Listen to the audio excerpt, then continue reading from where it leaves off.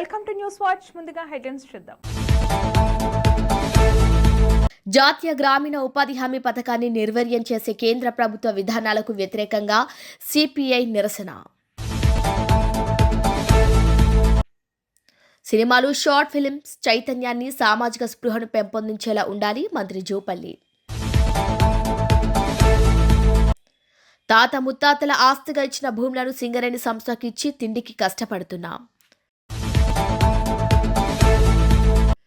BRS ప్రభుత్వం గత 10 సంవత్సరాల కాలంలో అప్పులు తప్ప అభివృద్ధి చేయలేదు.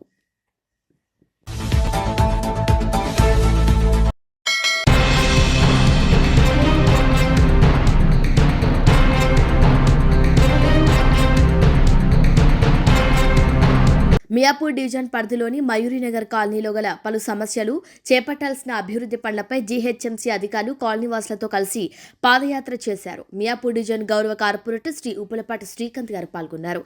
ఈ సందర్భంగా ఆయన మాట్లాడుతూ మయూరినగర్ కాలనీలో కాలనీవాసుల విజ్ఞప్తి మేరకు కాలనీలో పలు సమస్యలు చేపట్టాల్సిన పలు అభివృద్ధి పనులపై జీహెచ్ఎంసీ అధికారులు కాలనీవాసులతో కలిసి పాదయాత్ర చేయడం జరిగిందని, మయూరినగర్ కాలనీలో ఉన్నటువంటి సమస్యలు స్వయంగా పర్యటించి పరిశీలించడం జరిగిందని, అక్కడికక్కడే అధికారులతో మాట్లాడి చిన్న చిన్న సమస్యలను వెంటనే పరిష్కారం జరిగిందని, మయూరినగర్ కాలనీలో మౌలిక వసతులు కల్పించడమే తన ప్రధాన ధ్యేయంగా ముందుకు సాగుతున్నామని, కాలనీ ప్రజలకు అందుబాటులో ఉంటూ రోడ్లు, డ్రైనేజీ, మంచినీటి సమస్యల పరిష్కారానికి కృషి చేస్తామని గౌరవ పీఎస్సీ చైర్మన్ శ్రీ అరికపూడి గాంధీ సహకారంతో డివిజన్ పరిధిలో మంజూరైన అభివృద్ధి పనులను విడతల వారీగా పూర్తి చేసి ప్రజలకు అందుబాటులోకి తీసుకువచ్చేలా కృషి చేస్తామని కార్పొరేటర్ శ్రీకాంత్ తెలిపారు.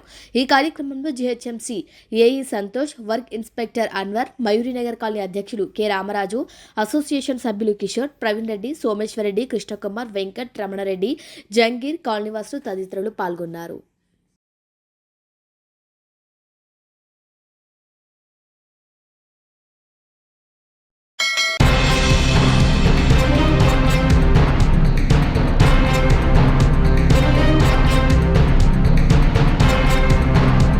ఖమ్మం పాత బస్టాండ్ ఎదురుగా ఉన్న వీధి వ్యాపారులు ప్రాంగణంలో దుకాణాల కేటాయింపు వివాదాస్పదంగా మారింది. ఇటీవలే పక్కా షెడ్డు నిర్మించిన అధికారులు కొత్త షాపులకు డ్రాడ్ ద్వారా కేటాయిస్తామని చెప్పారు. దీన్ని కొందరు వ్యతిరేకిస్తున్నారు. 6-7 సంవత్సరాలుగా అక్కడ కూరగాయల వ్యాపారాలు కొనసాగుతున్నాయి. ఎలాంటి వివాదం లేకపోగా కొత్తగా అధికారులు కాంగ్రెస్ నేతలు జోక్యం చేసుకోవడంతో మొత్తం గందరగోళంగా మారింది. అభ్యంతరాల నడుమ వీధి వ్యాపార ప్రాంగణంలో షాపుల కేటాయింపులకు పూనుకున్న అధికారులు భక్త రామదాసు కళాక్షేత్రంలో డ్రా ప్రక్రియ చేపట్టారు. గతంలో డ్రాను వ్యతిరేకిస్తూ నిరసన తెలిపిన నేపథ్యంలో పోలీసులు భారీ భద్రత ఏర్పాటు చేశారు. పెద్ద ఎత్తున పోలీసులను మోహరించారు. రోడ్డుకి ఇరువైపుల బారికేడ్లు ఏర్పాటు చేశారు. డ్రాలో పాల్గొనే వ్యాపారులను మాత్రమే అధికారులు లోనికి అనుమతినిచ్చారు. పాత బస్టాండ్ సమీపంలోని వీధి వ్యాపారులు ప్రాంగణంలో మొత్తం 210 షాపులున్నాయి. అందులో 197 షాపులకు డ్రా ద్వారా కేటాయింపు చేపట్టారు. అయితే ఇప్పటికీ అక్కడ వ్యాపారాలు సాగిస్తున్న కొందరు డ్రా లేకుండా ప్రస్తుతం నిర్వహిస్తున్న షాపులు యథావిధిగా కొనసాగించాలని డిమాండ్ చేస్తున్నారు. పలు రాజకీయ పార్టీలు కూడా మద్దతు తెలిపాయి. వ్యాపారుల దగ్గర నుంచి కొందరు అధికారులు డిపాజిట్ కింద 10,000 రూపాయల డబ్బులు కూడా వసూలు చేసినట్టు ఆరోపణలు ఉన్నాయి. వాటికి ఎటువంటి రిసిప్ట్ కూడా ఇవ్వలేదని వ్యాపారస్తులు అంటున్నారు. కొందరు వ్యాపారులు 10,000 రూపాయలు చెల్లించిన లిస్టులో తమ పేరు లేదని ఆవేదన వ్యక్తం చేస్తున్నారు. 40 ఏళ్లుగా అదే ప్రాంగణంలో వ్యాపారం చేసుకుంటున్నా ఇప్పుడు తమ పేరు లేదంటూ వాపోతున్నారు. ఆవేదన వ్యక్తం చేస్తున్న వ్యాపారులను పోలీసులు సముదాయించి ఫిర్యాదు చేస్తే తగిన చర్యలు తీసుకుంటామని అక్కడి నుంచి పంపించి వేస్తున్నారు.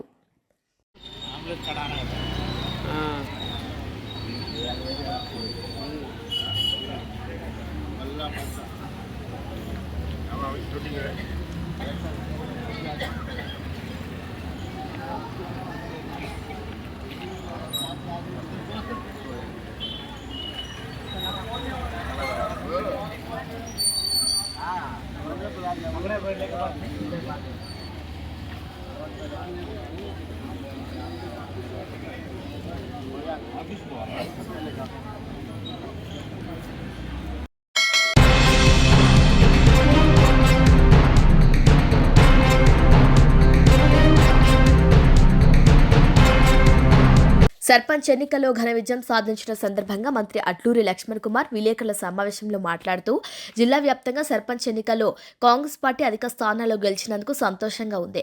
నాయకుల సమన్వయం వలన ఈ విజయం సాధ్యమైంది. గత 10 సంవత్సరాల కాలంలో బీఆర్ఎస్ ప్రభుత్వం అప్పులు తప్ప అభివృద్ధి చేయలేదు. గతంలో రాష్ట్ర మంత్రిగా పనిచేసిన ఈశ్వర్ ధర్మపురిలో చేయని పనులు నేను 2 సంవత్సరాల కాలంలో పూర్తి చేస్తా, లేకపోతే రాజీనామా చేస్తా అన్న మాటకు నేను కట్టుబడి ఉన్నా. కానీ ప్రభుత్వం వద్ద నిధులు లేవు. ఆలస్యమైన నా నియోజకవర్గ నియోజకవర్గ ప్రజలకు ఇచ్చిన ప్రతి హామీ అమలు చేస్తా. ఆ తర్వాతే 2029 ఎన్నికల్లో ఓటు అడుగుతానన్నారు. ఆ 101 గ్రామ పంచాయతీ సర్పంచులకు 93 మంది సర్పంచులను కాంగ్రెస్ పార్టీ పరోక్షంగా మద్దతు పరిచి కాంగ్రెస్ పార్టీ అభ్యర్థిగా గ్రామాల్లో కూడా ప్రజలు ఆశీర్వదించి 101 సర్పంచులకు 93 మంది సర్పంచులు గెలిపించడం జరిగింది. అదేవిధంగా 140 గ్రామాలకు ధర్మపురంలో 140 గ్రామాలకు సుమారు 104 కాంగ్రెస్ పార్టీ సర్పంచులుగా గెలిపించడం జరిగింది. అదేవిధంగా ఇప్పుడే కోరుట్లకు సంబంధించినటువంటి 44 మంది సర్పంచ్ అవుట్ ఆఫ్ 78కి 44 మంది సర్పంచ్ గెలిపించడం. ఇప్పుడు మా శాసనసభ్యుడి జైతాల శాసనసభ్యుడి వ్యక్తిగతంగా మాట్లాడడం, లేదా కొప్పరేషన్ మాజీ మంత్రి నన్ను వ్యక్తిగతంగా మాట్లాడడం, వీడియో తీసుకొచ్చి ఇట్లా చూపెట్టడం, సంవత్సరం లోపల 2 సంవత్సరాల లోపల ఏం చేసిందని చెప్పి మాట్లాడు. 10 సంవత్సరాలు రాష్ట్రాన్ని పరిపాలించి మిగులు బడ్జెట్ రాష్ట్రాన్ని మీరు మీ మాజీ ముఖ్యమంత్రి కేసీఆర్ తీసుకొని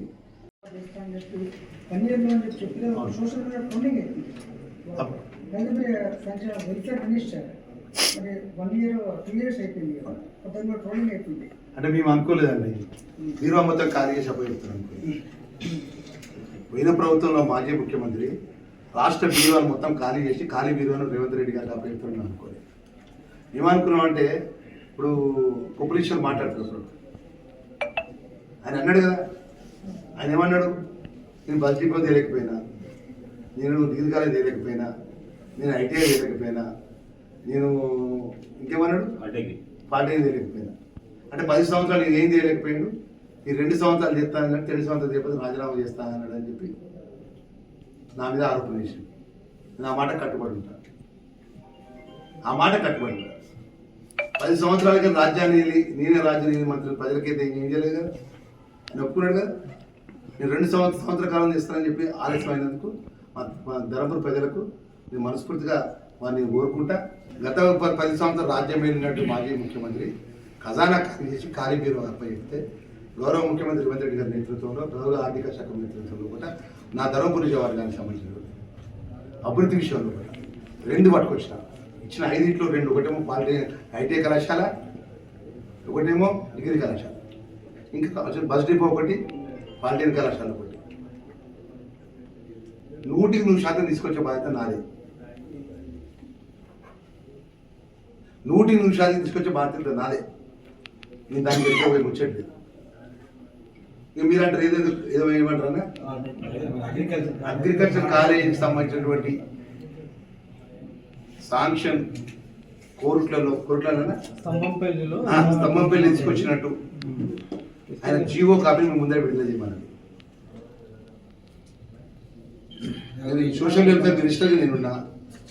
నాకు జిల్లాకు సంబంధించినటువంటి జగిత్యాల జిల్లాకు సంబంధించిన స్తంభంపల్లి నాకు నియోజకవర్గానికి, నా నియోజకవర్గానికి కాలేజీ పట్టుకొచ్చినట్టు జీవో దిగబట్టి నా నిర్ణయం వల్ల గిట్ట ఆ జీవాన్ని తీసుకొచ్చిన తర్వాత స్తంభంపల్లి కాడ ఇక్కడ కాలేజీ ఏర్పాటు చేసిన జీవో ఇచ్చినట్టయితే ఏం మాట్లాడతాడండి మాట్లాడేది.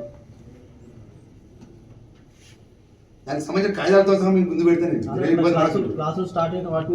అరే నేను ఏం చెప్తున్నా సార్, క్లాసు స్తంభంపల్లి ఎక్కడ పెట్టింది సార్, అక్కడ కోరుట్లు అక్కడ పెట్టింది.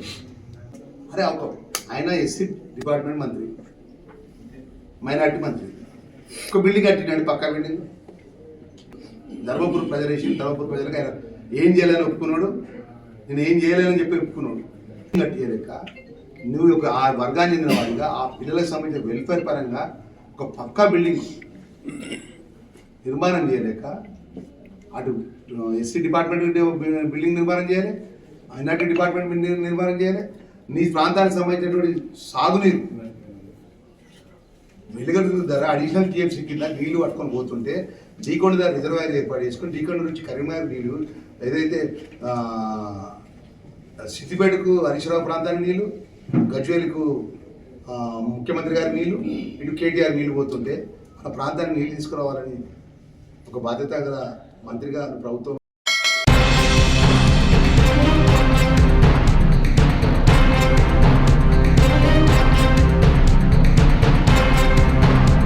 సినిమా అంటే కేవలం వినోదం మాత్రమే కాదు, అది సమాజాన్ని మేల్కొల్పే ఒక గొప్ప ఆయుధం.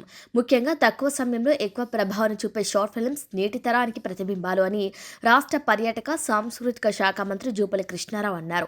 శుక్రవారం ప్రసాద్ మల్టీప్లెక్స్లో నిర్వహించిన Hyderabad international short film festival మొదటి ఎడిషన్ను రోడ్లు భవనాల శాఖ మంత్రి కోమటిరెడ్డి వెంకటరెడ్డితో కలిసి ఆయన జ్యోతి ప్రజ్వలన చేసి ప్రారంభించారు.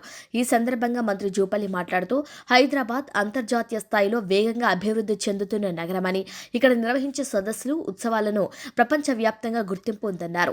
మొదటి ఏడాదిలోనే 10 దేశాల నుంచి 704 చిత్రాలు రావటం నగరం యొక్క సృజనాత్మకతను నిదర్శనమని కొనియాడారు.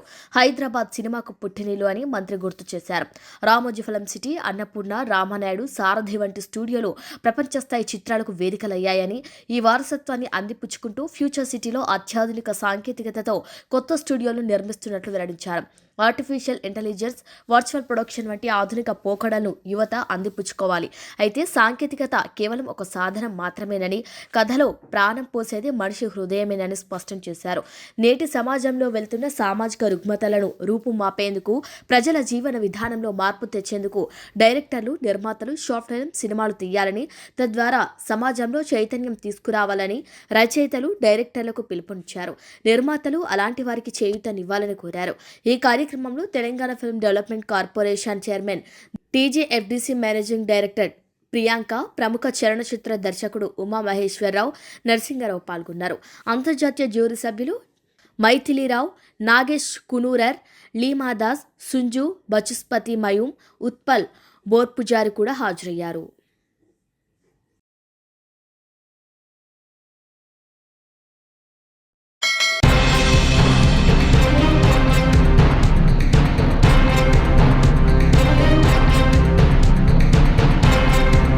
పెద్దపల్లి జిల్లా రామగిరి మండలం పన్నూరు గ్రామ పరిధిలోని జేఎన్టీయూ కళాశాల మైదానంలో తెలంగాణ కాలుష్య నియంత్రణ మండలి ఆధ్వర్యంలో పర్యావరణ ప్రజాభిప్రాయ సేకరణ చేపట్టారు.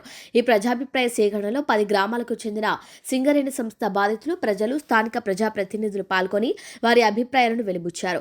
అధిక శాతం మంది మాట్లాడుతూ సింగరేణి సంస్థ తనకు అవసరం ఉంటే ప్రజలతో, వారి అవసరాలు తీరాక ప్రజలకు కనీస మర్యాద కూడా ఇవ్వటం లేదని ఆవేదన వ్యక్తం చేశారు. సింగరేణి ప్రధాన లక్ష్యం బొగ్గు ఉత్పత్తి మీద దృష్టి పెట్టి ప్రజలను హరిగోస పుచ్చుకుంటుందని అన్నారు. సింగరేణి సంస్థ ప్రజలను తమ సమస్యలు చెప్పుకోవటానికి కూడా సహాయం కేటాయించడం లేదని అన్నారు. సింగరేణి సంస్థ ప్రజలను తమ సమస్యలు చెప్పుకోవటానికి కూడా సమయం కేటాయించడం లేదని తెలిపారు. సింగరేణి విస్తరణలో గ్రామాలతో పాటు ప్రజల ఆరోగ్యాలు కూడా దెబ్బతింటున్నాయని ఆవేదన వ్యక్తం చేశారు. సంవత్సరాల తరబడి సింగరేణి కార్యాలయాల చుట్టూ, కలెక్టర్, ఆర్డీఓ కార్యాలయాల చుట్టూ తిరుగుతున్నా మాకు ఎలాంటి ఉపయోగం లేకుండా పోతోంది అన్నారు. సమస్యలు విన్నవించుకుందామంటే మా పరిధిలో లేదు అంటూ, సింగరేణి మా పరిధిలో లేదు అంటూ జిల్లా అధికారులు తెప్పించుకుంటున్నారు తప్ప సమస్యలు తీర్చకుండా కాలయాపన చేస్తున్నారని పేర్కొన్నారు. సింగరేణి ప్రభావిత గ్రామాల అభివృద్ధి కొరకై సిఎస్ఆర్ నిధులు ప్రభావితం గ్రామాల అభివృద్ధి కార్యక్రమాలకు ఖర్చు చేయకుండా జిల్లా కలెక్టర్కు కేటాయించడంతో ఆ నిధులు జిల్లా మొత్తం ఉపయోగిస్తున్నారని ప్రభావిత గ్రామాల ప్రజలు, ప్రజాప్రతినిధులు ఆగ్రహం వ్యక్తం చేశారు. ప్రజాభిప్రాయ సేకరణలో సమయం ఇవ్వకపోవడంతో కొంతమంది ఒక్కసారిగా రావడంతో కొద్దిసేపు ఆందోళన వాతావరణం చోటు చేసుకుంది. సింగరేణి సంస్థకు భూములు అప్పగిస్తే మళ్లీ అనేక సంవత్సరాలు, తరతరాలు ఎదురు చూడాల్సి వస్తుందని ప్రజాభిప్రాయ సేకరణలో తమ అభిప్రాయాలను బాధితులు వెలిబుచ్చుకున్నారు. ప్రజాభిప్రాయ సేకరణ కార్యక్రమానికి మా భూ నిర్వాసిత గ్రామాల ప్రజాప్రతినిధులము అందరం రావడం జరిగింది. దీనిలో భాగంగా వాళ్ళు భూ నిర్వాసిత గ్రామాలకు ఏం చేస్తారో ఏమవుతుందో తెలియదు, కానీ ఈ పర్యావరణ అనేది ఇట్లాంటి మీటింగ్లు చాలా మేము చూసినాం. పేయిన గ్రామాలు ఉన్నాయి. ఇంతకుముందు పెద్దంపేట కానుంచెల్లి, రచ్చపల్లి కానుంచెల్లి, అక్కపల్లి, లద్నాపూరు, ఇప్పుడు మొన్న రాజాపూరు, ఈ గ్రామాలకు అప్పుడు ఈ పర్యావరణం దాని మీద మీటింగ్లు పెట్టి వాళ్ళు చేసింది ఏం లేదు. ఏదో ఇప్పుడు మీటింగ్ పెట్టేసి దీన్ని ప్రాసెస్ స్టార్ట్ చేయడానికి తప్ప ఏం లేదు. ప్రధానంగా మా బుధవారపేట పరిస్థితి చూస్తే గత 15 సంవత్సరాల నుంచి మా బుధవారపేట భూములు కోల్పోయి రైతు బంధు రైతు బీమా ఎలాంటి పథకాలు లేకుండా 15 సంవత్సరాల నుంచి అనుభవించి ఈరోజు మళ్ళా మొన్న ఒక సంవత్సరం క్రితము కొంతమందికి బుక్కులు వచ్చి మిగతా మందికి బుక్కులు రాకుండా ఉన్న తరుణంలో సరే ఏదేమైనా ఓ 15 సంవత్సరాలు అనుభవించినాం, పంట పండించుకొని బతుకుదాం, ఇక ఈ కారణం మా సింగరేణి మా దరిదాపులకు రాదనే సంతోషమైన టైంలో మళ్ళీ బాంబు వేల్చారు. మళ్ళీ మొన్న 88 ఎకరాల భూమి మళ్ళీ సేకరణ చేశారు. మళ్ళీ 444 ఎకరాల భూమి కావాలని రిక్వెషన్ చేస్తారు. ఈ భూమి అంతా కోల్పోయి పక్కన విలేజ్ను పక్కకు పెట్టేసి విలేజ్లో బొందల గడ్డలు చేసి మళ్ళీ ఇప్పుడు మా భూములన్నీ తీసుకొని మమ్మల్ని రోడ్ పాలు చేసే పరిస్థితి వస్తుంది. కాబట్టి మేము ల్యాండ్ అక్విజిషన్కి వ్యతిరేకంగానే ఉన్నాం. మా భూములు తీసుకోవద్దు, మా ఊరు తీసుకోవద్దు. ఒకవేళ చంపితే కొంచెం చంపకండి, ఒకటేసారి చంపిపోయారు, ఎక్కడైనా పోయి మేము బతకగలుగుతాం. కానీ తేప కొంచెం చేసుకుంటూ మాతో ప్రయోగాలు చేయొద్దని చెప్పి దయచేసి సింగరేణి సంస్థ కానీ రెవెన్యూ డిపార్ట్మెంట్ని కానీ కోరుకుంటున్నాం. మా బుధవారపేట సమస్యను క్షుణ్ణంగా పరిశీలించి అదిని న్యాయం చేయాలని మేము కోరుకుంటున్నాం. సేకరణ ద్వారా ఎలాంటి లాభం లేదు ప్రజలకి. ఇంతకుముందు చేసిన ప్రజాభిప్రాయ సేకరణలో గింతే, ఇప్పుడు గింతే. ఏదో ఇప్పుడు అందరినీ మాట్లాడించి వీడియో రికార్డింగ్ చేసుకొని దీన్ని ఇలా ఉన్న నెగిటివ్స్ అన్నీ తీసుకోరు, కొన్ని పాజిటివ్స్ కొంతమంది వాళ్లకు వత్తాసు పలికే వాళ్ళ మాటలను పరిగణన తీసుకొని దీన్ని దృష్టిలో పెట్టుకొని ఈ పర్యావరణ దాన్ని సక్సెస్ చేసుకుంటారు తప్ప దీంట్లో ఎలాంటి ఉపయోగం లేదు.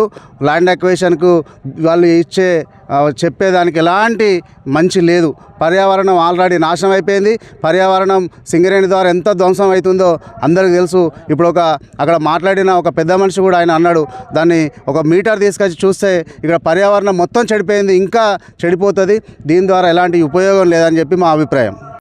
ఇక 40 సంవత్సరాలు అని అంటే ఒకటేసారి కొట్టేసి ఈ ఊర్లను అన్ని ధ్వంసం చేసేసి ఇక మళ్ళీ పెడితే ఏదో ఇంకా ముందు తరాలకు ఇంకేం అబ్జెక్షన్స్ వస్తాయని చెప్పి 40 సంవత్సరాలు ఒకటేసారి కొట్టేసి ఆ ఉన్న గ్రామాలను ఇక్కడ ఉన్న వాతావరణాన్ని చెడగొట్టి వాళ్ళు దేశ ప్రయోజనాలు రాష్ట్ర ప్రయోజనాలు అని చెప్తారు. కానీ ఇక్కడున్న ప్రజల ప్రయోజనాల పరిస్థితి ఏందో కూడా అర్థమవుతలేదు. ఇక్కడున్న ప్రజలు పొల్యూషన్తో అనారోగ్యాలు పాలై ఇక్కడ చస్తుంటే దేశ ప్రయోజనాలకు చేస్తామనంటే ఇక్కడున్న ఫస్ట్ ప్రయోజనం చేయండి. ఇక్కడ ఆక్సిజన్కి సంబంధించి చాలా ఇబ్బంది ఉన్నది. ఆల్రెడీ క్యాన్సర్ పేషెంట్లు పెరుగుతారు, శ్వాసకోశ వ్యాధి పేషెంట్లు పెరుగుతారు. ఆక్సిజన్కి సంబంధించి ప్రతి ఇంటికి ఇస్తారా, ఆక్సిజన్ ప్లాంట్లు పెడతారా, దీన్ని చెట్ల పెంచి చెట్ల ద్వారా నన్ను ఆక్సిజన్ పెంపొందిస్తారా? అట్లా చేస్తే తప్ప రాబోయే తరాలకు ఈ సింగరేణి ఒక పెనుభూతంగా మారనుంది. దీంతో చాలా ప్రమాదం జరిగేందుకు ఆస్కారం ఉంది. పాత్రికేయులు మిత్రులకి నమస్కారం అండి. నా పేరు కొలను అభిలాష్. నేను బుధవారంపేట రామాయపల్లి విలేజ్ రామగిరి మండల్ వాస్తవ్యుణ్ణి. ఈరోజు ఇక్కడ పర్యావరణ అభిప్రాయ సేకరణ కోసం వచ్చినాను, కలెక్టర్ గారి మీటింగ్ ఉండడం వల్ల. అయితే బేసికల్గా ప్రాబ్లం ఏంటి అంటే మా బుధవారంపేట విలేజ్కి సంబంధించిన 708 ఎకరాల వ్యవసాయ భూములు 2012లోనే సింగరేణి స్వాధీనం చేసుకోబడింది. దానివల్ల అప్పటి నుంచి మేము ఇప్పటివరకు పాస్ పుస్తకాలు కానీ, రైతు బంధు కానీ, రైతు బీమా కానీ, క్రాప్ లోన్స్ కానీ, అగ్రికల్చర్ స్కీమ్స్, ట్రాక్టర్స్ ఏ విధమైన వాటికి అర్హులం కాలేకపోతున్నాము. ఇప్పటికీ ప్రాబ్లం చాలా ఫేస్ చేస్తున్నాము. అయితే ఈరోజు అభిప్రాయ సేకరణలో దీన్ని వివరించడం జరిగింది. ఇది అయితేనా తీసుకోండి, లేకపోతేనా మా ల్యాండ్స్ మాకే ఉంచేసేయండి అని. దీనికి సంబంధించి పలుమార్లు కలెక్టర్ గారిని కూడా ఒక 10 సార్లు కలిసినాము. కలెక్టర్ గారు కూడా న్యాయం చేస్తా అని ఉండే. కానీ ఇది ఇప్పుడు మీటింగ్ జరుగుతున్న దాన్ని బట్టి ఇది ఎప్పుడు జరుగుతుందో వాళ్ళు కూడా కరెక్ట్గా చెప్పలేకపోతున్నారు. మేబీ ఇంకా 2 సంవత్సరాలు పట్టే టైం కూడా పట్టొచ్చు అని మాట్లాడుతున్నారు. ఇట్లా ఇంకా పొడిగిస్తూ పోతే ఇది ఇంకా ఫ్యూచర్లో చాలా ప్రాబ్లం అయ్యి ఇంకా అసలు ఆ భూములకి మార్కెట్ వాల్యూ కూడా సరైన పద్ధతిలో అక్కడ నడవకపోవచ్చు. దీన్ని మీడియా దృష్టికి తీసుకొచ్చి అందరికీ తెలిసే విధంగా తెలియజేస్తున్నాను. మాకు మా తాతల వారసత్వం ద్వారా వచ్చిన 11 ఎకరాల 8 గుంటల వ్యవసాయ భూమి ఉంది బుధవారంపేట విలేజ్లో. ఇప్పుడు సింగరేణి వాళ్ళు పెట్టిన అభిప్రాయ సేకరణకి మేము ఇవ్వడానికి రెడీ. కానీ ఇది ఎంత తొందర జరిగితే అంత మంచిది. మళ్ళీ డిలే చేస్తే మళ్ళీ ఒక 11 సంవత్సరాలు మళ్ళీ మేము లాస్ కావాల్సి వస్తుంది. నేను అక్కపల్లి భూమి నిర్వాసిత గ్రామాన్ని. మా నాన్న మా తాత మా ముత్తాత దున్నిన భూమిని నా వాటాగా ఎకరం వచ్చింది. ఆ ఎకరాన్ని సింగరేణి యాజమాన్యం వాళ్ళు తీసుకున్నారు, నాకు నష్టపరిహారం ఇచ్చినారు. ఓకే, తక్కువ ఎక్కువ ఇచ్చినారు. ఇల్లు కూడా తీసుకున్నారు. నా ఇల్లుకు నష్టపరిహారం 1,71,000 ఇచ్చిండ్రు. అంత తక్కువ ఇచ్చిండ్రు ఏందని చెప్పి అప్పుడు ఉన్న దేవసేన కలెక్టర్ గారిని అడిగితే కోర్టుకి వెళ్ళమని చెప్పారు. కోర్టుకి వెళ్ళిన తర్వాత 9 సంవత్సరాల నుంచి మొన్న జడ్జిమెంట్ వచ్చింది, 1 ఇయర్ అవుతుంది. ఆ జడ్జిమెంట్ ప్రకారం డబ్బులు ఇవ్వమంటే మేము ఇంత నష్టపరిహారం మేము ఇచ్చుకోలేము, అప్పుడున్న అధికారులు తప్పు చేసిండ్రు, ఇప్పుడు మేము ఏం చేయలేము, దీనిలో మీకు అప్పుడెంత ఇచ్చినామో మళ్ళీ అంతే ఇస్తామని అంటే నాకు తక్కువ వచ్చింది సార్, నేను ఏ ఉపాధి చేసుకొని బతకాలి, కనీసానికి నాకు ఆలోచన చేయండి అంటే ఇంతవరకు కూడా నష్టపరిహారం చెల్లించలేదు. అదే కాకుండా ఈ భూముల ఇచ్చిన మా గ్రామం నుంచి రైతుల దగ్గర నుంచి తీసుకున్న భూములు మా ఊర్లో అందరూ కొంతమంది వివిధ కారణాలతోని దుమ్ముక ధూళిక ఇంకేదో కారణాలతోని ఆరోగ్యరీత్యా 2009 నుంచి ఈ రోజు వరకు 246 మంది చనిపోయినారు. అది ఏ కారణం చేత చనిపోయారు అంటే పొల్యూషన్ వల్లనే, ఈ ఓపెన్ కాస్ట్ల వల్లనే. కాబట్టి అదిగాక మా గ్రామాన్ని R&R కాలనీ ఇస్తామని చెప్పి బిట్టిపల్లి దగ్గర మంతనిలో బిట్టిపల్లి R&R కాలనీ ఏర్పాటు చేసి అక్కడ అరకొర వసతులు ఏర్పాటు చేసిండ్రు. సీసీ రోడ్లు వాటా వచ్చింది అని పంచుకొని వాటాలు వేసుకుంటున్నారు, గవర్నమెంట్కి ఇంత ఫండ్ అని పంచుతున్నారు. మరి భూములు ఇచ్చిన రైతులకు వానికి ఒక్కసారి నష్టపరిహారం ఇచ్చి వాడిని వెళ్ళగొడుతున్నారు. అందులో వచ్చిన లాభాల వాటా నుంచి వానికి ఒక 20% 25% ఇస్తే తప్పేమున్నది? ఒకటి, ఇక్కడున్న భూ నిర్వాసిత గ్రామాల ప్రజలకు ఆ భూమి నిరుపేద రైతులకు సింగరేణిలో వైద్య సదుపాయం ఉండదు. ఎందుకు ఉండదు? కార్మికులకు తప్ప ఎవరికి లేదంటారు. ఈ భూ నిర్వాసితుడు భూమి అయ్యకపోతే ఆ బొగ్గు ఎక్కడిది, ఆ కార్మికుడు ఎక్కడోడు? వాళ్ళకిచ్చిన సదుపాయాలు మాకు కల్పించమని మేము అంటున్నాం. ఒకటి. రెండవది, విద్యాపరంగా కూడా ఎంతోమంది మా దగ్గర రైతుల కోరుకులు పిల్లలు, వాళ్ళ పిల్లలు పెద్ద పెద్ద చదువులు, డబ్బులు చదవలేక, పరిస్థితులు బాగలేక, వానికి భూమి లేదు, పెట్టుబడి పెట్టడానికి ఏమైనా వ్యవసాయం చేసుకుందామంటే మనకి డబ్బులు కావాలంటే విద్య లేదు. కాబట్టి దొంగలుగా రకరకాల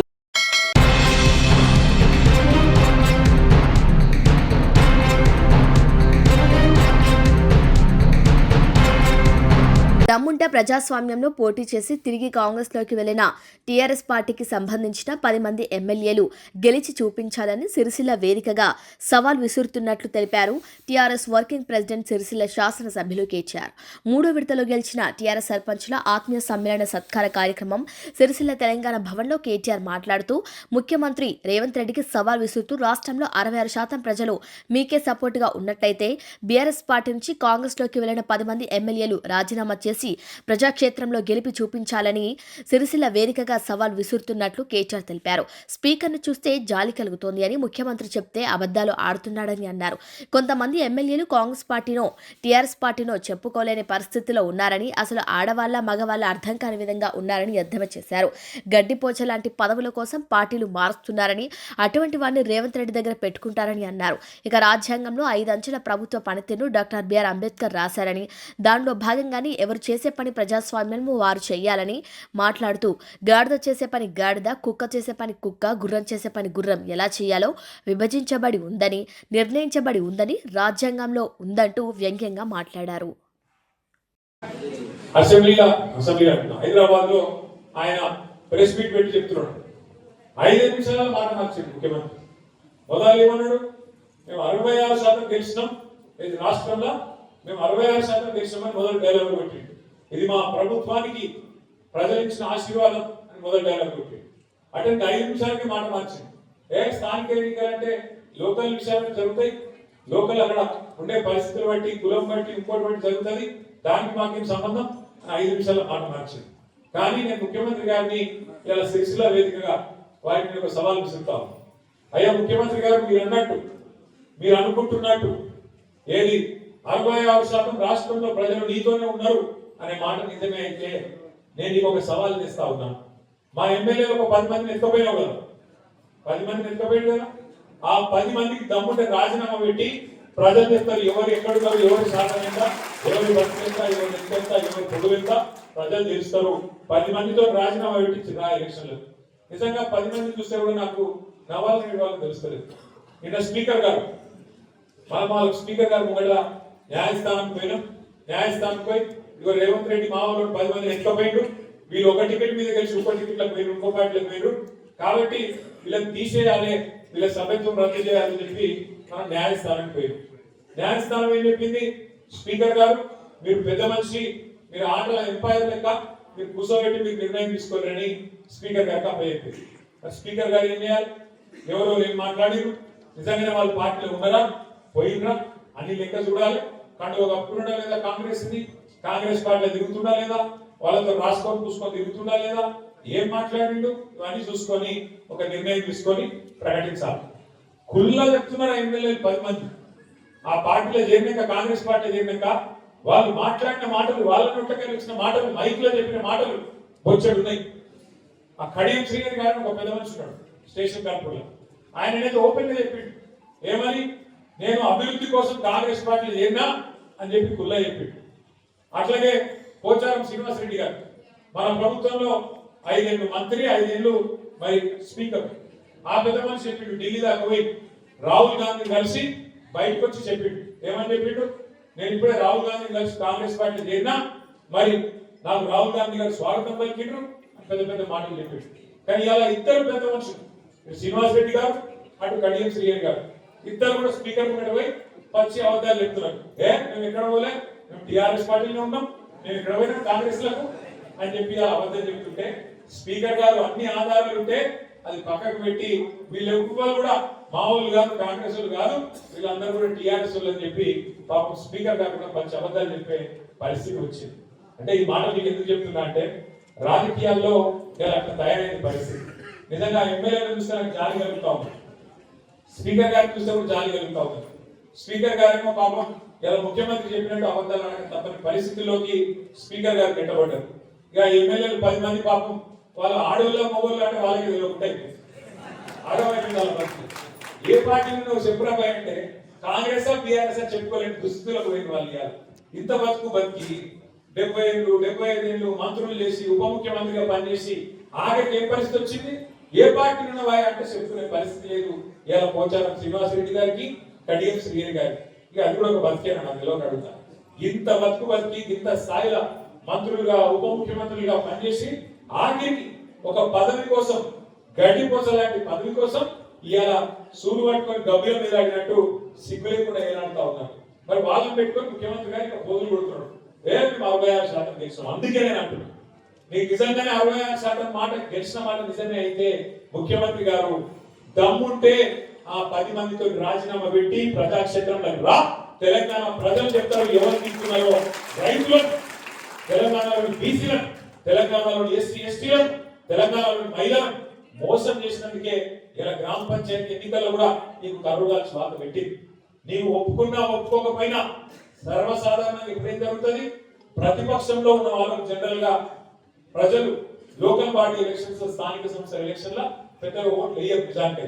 ఎందుకంటే ప్రభుత్వంలో ఉన్న వాళ్ళు అయితే మన పనులు అయితే ఏమో అనుకుంటారు. కానీ ఇలా తెలంగాణలో ఏం జరుగుతున్నది? ఇలా ముఖ్యమంత్రి గారు ఊరూరు తిరిగినా, జిల్లా తిరిగి ప్రచారం చేసిన 2 సంవత్సరాల విజయోత్సవం పేరిట పరోక్షంగా ఎన్నికల ప్రచారం చేసిన కాంగ్రెస్ పార్టీ నాయకులు బెదిరించిన అధికార యంత్రాంగాన్ని అడ్డం పెట్టుకొని చాలా దుర్మార్గమైన పనులు చేసిన ప్రజలు మాత్రం స్పష్టంగా ఉన్నారు. మళ్ళా కేసీఆర్ రావాలి, మళ్ళా గులాబీ జెండానే ఎగిరాలి, మళ్ళా పల్లెలు బాగుపడాలి అంటే ఖచ్చితంగా మళ్ళీ టీఆర్ఎస్ రావాలి అనే ఆలోచనతో ఇవాళ సిరిసిల్లలో ఇచ్చిన తీర్పు మీకు ఒక నిదర్శనం చెప్పి నేను విజ్ఞప్తి చేస్తాను. దయచేసి నేను మిమ్మల్ని కోరేది ఒకటే,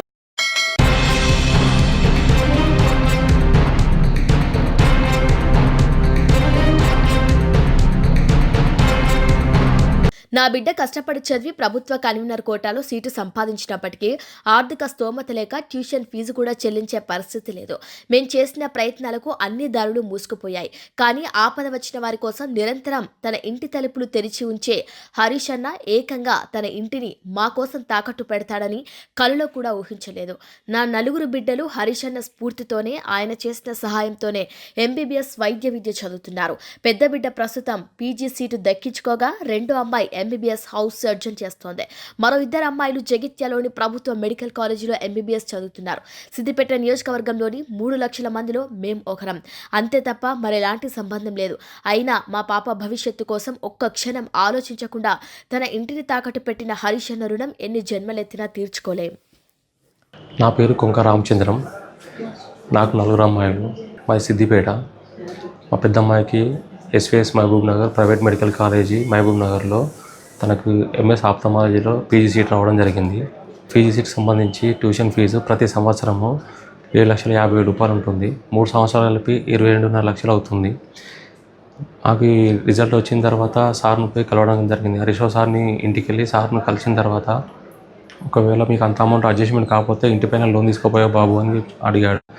సార్ మా పిల్లలకు సంబంధించి కూడా నేను ఇంటిపైన లోన్ తీసుకున్నాను సార్ అని చెప్పి సార్ చెప్పగానే సార్ ఇంకో మాట ఆలోచించకుండా సరే బాబు నేను నా సొంత ప్రాపర్టీ అయినటువంటి నా ఇంటిపైన నేను ఎడ్యుకేషన్ లోన్ ఇప్పిస్తాను, అమౌంట్ తీసుకొని చదివించుకో, ఎక్కడ కానీ డబ్బు లేదని దాని కారణంగా పిల్లలను చదువు ఆపకూడదు అని చెప్పి సారు రిస్క్ తీసుకొని తొందరగా మాకు యూనియన్ బ్యాంక్లో మాకు లోన్ ఇప్పించడం జరిగింది. మాకు 2024లో మాకు చిన్నపిల్లలకు కూడా జగిత్యాల గవర్నమెంట్ మెడికల్ కాలేజీలో ఎంబీబీఎస్ సీట్లు వచ్చినప్పుడు కూడా సార్ పిలిపించుకొని మా కుటుంబానికి కూడా ఆర్థిక సహాయం చేయడం జరిగింది. ఇలాంటి ఎమ్మెల్యే మా సిద్దిపేటకు ఉండడం మా అదృష్టము. ఇంతమందిలో కూడా ఇన్ని లక్షల మందిలో సార్ మమ్మల్ని గుర్తించి అసలు మమ్మల్ని పిలిపించుకొని మాకు ఇలా సాయం చేయడము ఏ జన్మలో చేసుకున్న పుణ్యమో. దేవుడు అనే అతను ఏదో ఒక రూపంలో వస్తాడంటారు. దేవుడు హరీష్ రావు రూపంలో వచ్చి మాకు సహాయం చేసిండు. జీవితాంతం సార్ గురించి. నా పేరు కొంక మమత, మాది సిద్దిపేట. నాకు ఎస్విఎస్ మెడికల్ కాలేజ్లో మహబూబ్ నగర్లో ఎంఎస్ ఆఫ్థాల్మాలజీ సీట్ వచ్చింది. దానికి సంవత్సరానికి 7.5 లక్షలు చొప్పున 3 సంవత్సరాలకి 22.5 లక్షలు అవుతుంది. ఇక అంత ఎలా కట్టగలము అని చెప్పేసి టెన్షన్ పడుతూ హరీష్ రావు సార్ దగ్గరికి వెళ్ళాము. హరీష్ రావు సార్ గారు అన్నారు, లోన్ తీసుకోపోయారా అన్నప్పుడు ఇంటిపైన ఆల్రెడీ లోన్ ఉంది సార్ అని చెప్పగానే సార్ వాళ్ళ సొంత ప్రాపర్టీ అయిన వాళ్ళ ఇంటిపైనే మాకు లోన్ తీసి ఇచ్చారు. దాంట్లో మళ్ళీ అలాట్మెంట్ తర్వాత రిపోర్టింగ్కి 3 డేసే టైం ఇచ్చారు. అందులో 3 డేస్ చాలా కష్టపడి మాకు లోన్ శాంక్షన్ చేశారు. దానికి తోడు ఫస్ట్ ఇయర్లో హాస్టల్కి సంబంధించి కూడా 1 lakh ఇచ్చారు సార్. సార్ మాకు చెల్లె వాళ్ళకి జగిత్యాలలో సీట్ వచ్చినప్పటి నుంచి కూడా మాకు చాలా హెల్ప్ చేస్తూనే ఉన్నారు. సార్కి ఎప్పుడు రుణపడి ఉంటాము. ధన్యవాదాలు సార్.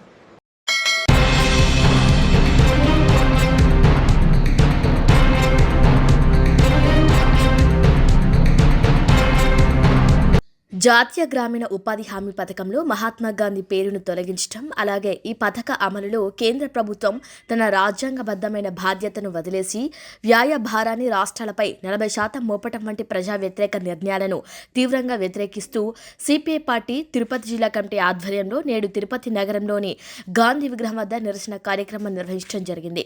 పేదల జీవన హక్కులపై కేంద్ర ప్రభుత్వం దాడి తీవ్ర విమర్శలు గుప్పించింది.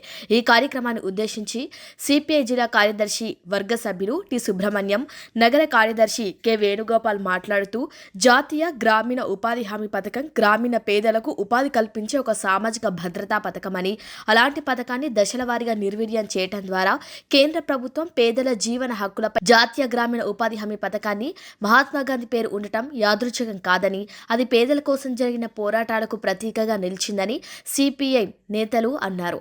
అలాంటి పేరును తొలగించడం అంటే గాంధీజీ ఆశయాలను తిరస్కరించడమే కాకుండా పేదల సంక్షేమంపై కేంద్ర ప్రభుత్వానికి ఉన్న నిర్లక్ష్యాన్ని స్పష్టంగా చూపుతోందని ఆరోపించారు. ఇది పూర్తిగా రాజకీయ కక్ష సాధింపుతో తీసుకున్న ప్రజా వ్యతిరేక నిర్ణయమని విమర్శించారు. కేంద్ర ప్రభుత్వం పథకానికి తగిన నిధులు కేటాయించకపోవడం వలన దేశవ్యాప్తంగా జాతీయ గ్రామీణ ఉపాధి హామీ పథకం కాగితాలకే పరిమితమవుతోందని సిపిఐ నేతలు తెలిపారు. పని దినాలు తగ్గిపోవటం, వేతనాల చెల్లింపులో తీవ్రమైన జాప్యం, పెండింగ్ బిల్లులు పెరిగిపోవటం వలన గ్రామీణ ప్రాంతాల్లో ఉపాధి సంక్షోభం తీవ్రమవుతోందని అన్నారు. పథక వ్యయంలో 40% రాష్ట్రాలు భరించాలన్న కేంద్ర ప్రభుత్వ నిర్ణయం సంఘ సామైక్య వ్యవస్థపై దాడిగా సిపిఐ అభివర్ణించింది.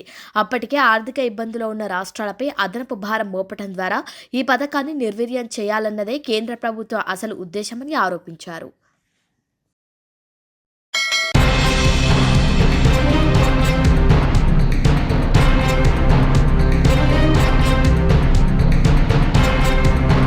బులెటిన్ ముగించే ముందు హెడ్లైన్స్ మరొకసారి.